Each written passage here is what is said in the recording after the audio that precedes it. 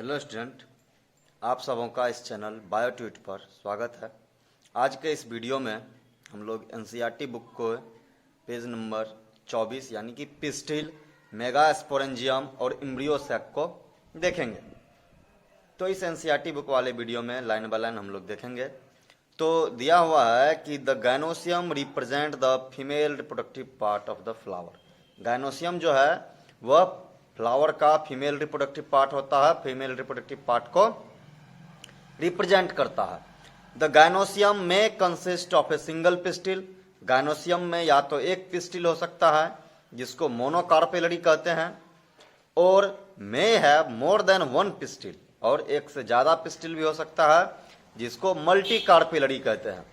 When there are more than one pistil may be fuse together, जब एक से ज्यादा पिस्टिल होता है तो वह पिस्टिल यदि एक दूसरे से फ्यूज हो तो उसको सिनकार्पस कहते हैं, और यदि सभी फ्री हो तो उसको एपोकार्पस कहते हैं।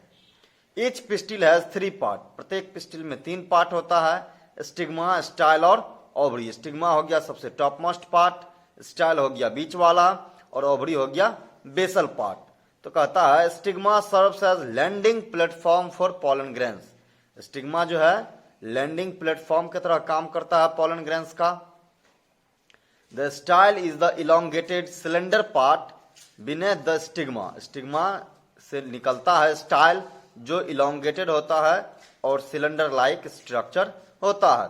The basal bulged part of the pistil is ovary. Basal part हो गया जो खुला हुआ रहता है, बड़ा सा पार्ट पिस्टिल का, वो ओवरी होता है। Inside the ovary is the ovarian cavity locule. The placenta is located inside the ovarian cavity। कहता है कि ओवरी के अंदर ओवेरियन कैविटी होता है, प्लासेंटा ओवेरियन कैविटी के अंदर पाया जाता है। तो अलग अलग तरह के प्लेसेंटेशन होते हैं प्लांट में कि प्लासेंटा कैसे कैसे जुड़ा होता है। तो यहां हम लोग देख सकते हैं, ये फोटो एक पिस्टिल का है। सबसे ऊपर स्टिग्मा है, बीच वाला स्टाइल है, ये ओवरी है, ये स्टिग्मा है जो फ्यूज्ड है। तो इस तरह से अलग अलग दिया हुआ है। तो उसके बाद arising from the placenta are the megasporangia commonly called ovule. तो प्लेसेंटा जो है वो ओव्यूल से निकलता है। The number of ovules in an ovary may be 1 to many। कहता है ओव्यूल्स का नंबर जो है वह ओवरी में एक या एक से ज्यादा हो सकता है। जनरली जितना सीड होता है ओव्यूल फ्रूट में वो उतना ओव्यूल होता है। तो कहता है मेगास्पोरेंजियम ओव्यूल का structure. Let us familiarise ourselves with the structure of a typical angiosperm ovule. ये टिपिकल एंजियोस्पर्म का ओव्यूल है, उसमें क्या क्या पार्ट है इसके डिटेल वीडियो वाले स्ट्रक्चर का मैं लिंक दे दूंगा, आप लोग देख लीजिएगा। कहता है the ovule is a small structure attach to the placenta. Ovule एक छोटा सा स्ट्रक्चर होता है जो प्लासेंटा से अटैच होता है by the means of a stalk called funicle. Funicle के द्वारा वो प्लासेंटा से अटैच होता है। The body of the ovule fuse with funicle. Ovule का बॉडी फेनेकल से जुड़ा होता है हाइलम नामक रीजन में। Hilum represents the junction between ovule and funicle. Hilum ovule और फेनेकल के बीच का जंक्शन का काम करता है। Each ovule has 1 or 2 protective envelope called integument. Ovule के ऊपर जो प्रोटेक्टिव इन्वेलप पाया जाता है उसको इंटेग्यूमेंट कहते हैं, और इंटेग्यूमेंट एक या एक से ज्यादा होता है। Integument encircle the ovule. ओव्यूल को घेरे रखता है except at the tip. Tip को छोड़ करके जहां छोटा सा ओपनिंग होता है जिसको माइक्रोपाइल कहते हैं। माइक्रोपाइल के अपोजिट साइड को चलाजा कहते हैं जो ओव्यूल का बेसल पार्ट होता है।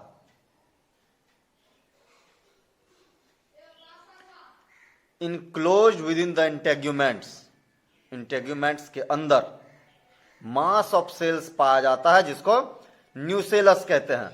Sales of the nucellus have abundant reserve food material. Nucellus में काफी ज्यादा मात्रा में रिजर्व फूड मटेरियल पाया जाता है। Located in the nucellus is the embryo sac, nucellus के अंदर एम्ब्रियो सैक या फीमेल गेमेटोफाइट पाया जाता है। एक ओव्यूल में जनरली एक एम्ब्रियो सैक पाया जाता है, form from megaspore through reduction division. एक मेगास्पोर से एक एम्ब्रियो सैक का निर्माण एक ओव्यूल में जनरली होता है। मेगास्पोरोजेनेसिस, मेगास्पोरोजेनेसिस हो गया कि मेगास्पोर का बनना, मेगास्पोर कैसे बनता है। The process of formation of megaspore from the megaspore mother cell is called megasporogenesis. Megaspore का निर्माण मेगास्पोर मदर सेल से बनना वो मेगास्पोरोजेनेसिस कहलाता है। Ovules generally differentiate a single megaspore mother cell. Ovules जो है एक सिंगल मेगास्पोर मदर सेल से डिफरेंशिएट करता है in the micropylar region, micropylar region में।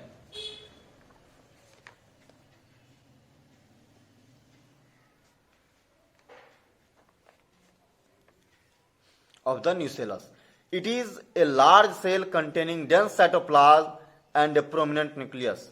तो उसमें एक बड़ा सा सेल होता है मेगास्पोर मदर सेल में और डेंस साइटोप्लाज्म होता है। कहता एमएमसी यानी कि megaspore mother cell undergoes meiotic division. Megaspore mother cell में मियोसिस डिवीजन होता है। तो मियोसिस क्यों जरूरी है? क्योंकि सेल का नंबर जो है, सेल में क्रोमोसोम का नंबर, उसको कम करने के लिए, हाफ करने के लिए मियोसिस जरूरी है। कहता meiosis results in the production of 4 megaspore, 4 megaspore बनता है। Female gametophyte in A majority of flowering plants one of the megaspore is functional. ज्यादा फ्लावरिंग प्लांट में, मेजोरिटी ऑफ फ्लावरिंग प्लांट में एक ही मेगास्पोर फंक्शनल होता है और बाकी 3 डीजेनरेट कर जाता है। ओनली द फंक्शनल मेगास्पोर, जो केवल फंक्शनल मेगास्पोर होता है, वह फीमेल गेमेटोफाइट में डेवलप करता है। तो इस तरह के फॉर्मेशन को एक सिंगल मेगास्पोर से मोनोस्पोरिक डेवलपमेंट कहते हैं, यानी कि एक मेगास्पोर से एक एम्ब्रियो सैक बनने का प्रोसेस मोनोस्पोरिक डेवलपमेंट कहते हैं। और बाकी सेल्स का क्या जो प्लॉइडी होता है वह डिस्क्रिप्शन वाले वीडियो में दिया हुआ है, देख लीजिएगा आप लोग जरूर, मैं लिंक दे दूंगा। तो कहता है let us study formation of the embryo sac in a little more detail. The nucellus of the functional megaspore divides mitotically. अब फंक्शनल मेगास्पोर जो है, जो एक बचा है, उसमें माइटोसिस होता है लगातार 3 बार।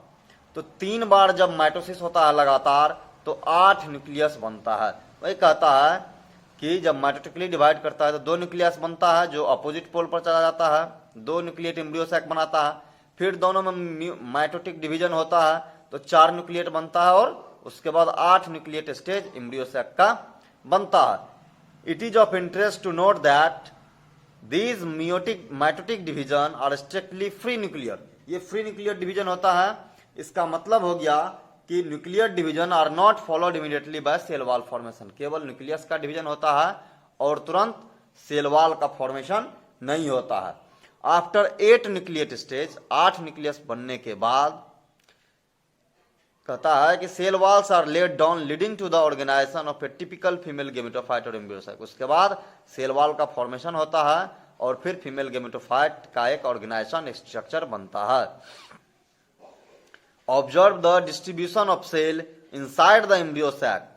अब कैसे कैसे एम्ब्रियो सैक के अंदर सेल रहता है उसको हम लोग देखेंगे। तो इस वाले फोटो में दिया हुआ है कि सेल कैसे है। ऊपर एंटीपोडल सेल है चलाजलिन पर, बीच में पोलर न्यूक्लियस है, सेंट्रल सेल उसी को कहते हैं, एग सेल है, सिनर्जिड है। तो ये सब सेल पाया जाता है। तो कहता है कि 6 of 8 nuclei are surrounded by cell wall and organized into cells. 8 nucleus में से 6 जो है सेल वॉल से सराउंड हो जाता है और सेल का निर्माण करता है, और 2 न्यूक्लियस जिसको पोलर न्यूक्लिया कहते हैं वह बीच में आकर के मिल जाता है, जिसको लार्ज सेंट्रल सेल कहते हैं। There is a characteristic distribution of the cells within the embryo sac.